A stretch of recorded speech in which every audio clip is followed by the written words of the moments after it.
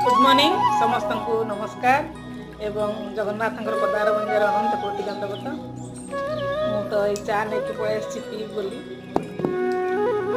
सहित गोटे छुटिया कथा लिखिक रखी मुझे सहित सेयार करी कथाटा केमती लगिला मत निश्चित गोटे कमेंट देके जनइबे जदि भी आपण मैंने व्यस्त अच्छा कमेंट लिखि पारना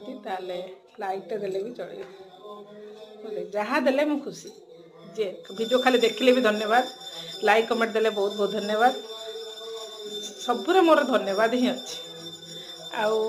कथाटा हूँ विश्वास एक पाकस्थली एमती एक पाकस्थली जे विश्व को हजम करी अमृत बनई दिए विश्वास द्वारा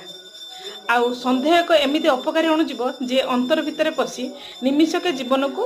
विषाक्त कर दिए ठीक ना जदि ठीक मत निश्चित गोटे लाइक कमेंट देते जय जगन्नाथ।